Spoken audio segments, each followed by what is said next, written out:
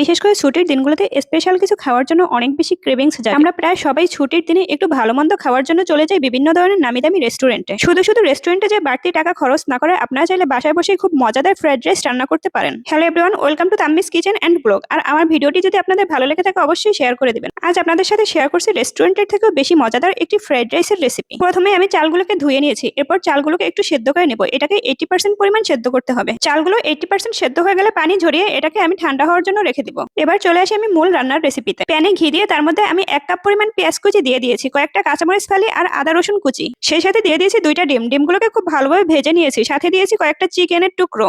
চিকেনটাকে ছোট ছোট করে কেটে নিয়েছি আর দিয়েছি কয়েকটা চিংড়ি মাছ। এই তো সবকিছুকে ঘিয়ের সাথে খুব ভালোভাবে ভেজে নিয়েছি। এখানে চাইলে আপনারা মাশরুমটাও ইউজ করতে পারেন। আমার বাসায় মাশরুম ছিল না তাই আমি ইউজ করিনি। এই পর্যায়ে দিয়ে দিচ্ছি আগে থেকে কেটে রাখা সবজিগুলোকে আপনারা আপনাদের পছন্দ মতো সাইজ করে কেটে নেবেন। এখানে আপনারা কালারফুল সবজিগুলো নেওয়ার চেষ্টা করবেন, এতে করে ফ্রাইড রাইসের কালারটা দেখতে খুব সুন্দর লাগবে। এখানে আমি বরবটি, গাজর আর ফুলকপি নিয়ে নিয়েছি। আপনারা চাইলে আরো অন্য ধরনের সবজিও অ্যাড করতে পারেন, যেমন ক্যাপসিকাম, আরো বিভিন্ন ধরনের কালারফুল শাকসবজি ইউজ করতে পারেন। সবজিগুলো দেওয়া হয়ে গেলে কিছুক্ষণের জন্য একটু ভেজে নেবো, যাতে করে সবজিগুলো একটু সেদ্ধ হয়ে যায়। তবে খেয়াল রাখবেন সবজিটা যেন একেবারে নরম না হয়ে যায়। সবজিগুলো 80% মতো সেদ্ধ হয়ে গেলে আমি এখানে দিয়ে দিচ্ছি টমেটো সস। সেই সাথে দিয়ে দিচ্ছি সয়া সস, স্বাদ মতো লবণ এবং একটু গোলমরিচ গুঁড়া। সাথে সামান্য চিনিও অ্যাড করে নেব। এরপর সবকিছু নেড়েচেড়ে রান্না করব কিছুক্ষণের জন্য। দর্শক, আপনারাও চাইলে এভাবে বাসায় বসে খুব মজাদার ফ্রাইড রাইস রান্না করে নিতে পারেন। আপনারা নিশ্চয়ই দেখে বুঝতে পারছেন এটা খেতে কতটা মজাদার হবে। ইচ্ছে মতো সবজি এবং চিকেন দিয়ে আপনারা এটাকে রান্না করতে পারবেন। ফ্রাইড রাইস রান্না করার জন্য যে ভাতটা লাগবে সেটাকে আমি আগে থেকেই সেদ্ধ করে নিয়েছি, 80% পরিমাণ সেদ্ধ করে নিয়েছি। এই পর্যায়ে দিয়ে দিচ্ছি আগে থেকে রান্না করা ভাতগুলো। আপনারা এই ভাতগুলো পর্যায়ক্রমে দিতে থাকবেন আর সবগুলো সবজির সাথে আস্তে আস্তে করে মিক্সড করতে থাকবেন, যাতে করে ভাতের সাথে সব ধরনের মশলাপাতি খুব সুন্দর করে মিশে যায়। এই কাজটা একটু ধীরে ধীরে ধৈর্য নিয়ে করতে হবে।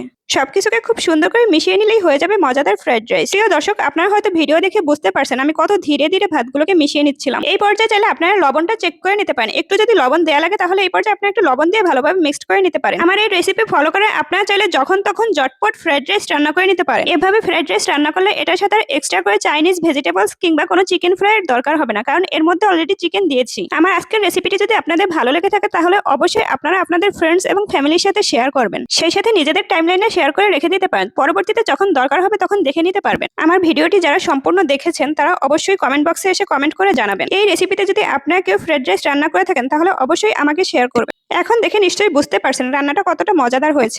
ফ্রাইড রাইসটা কি পরিমাণ ঝরঝরে হয়েছে দেখুন। বিভিন্ন রঙের সবজি দেওয়ার কারণে দেখতে আরো বেশি আকর্ষণীয় এবং আরো বেশি লোভনীয় লাগছে।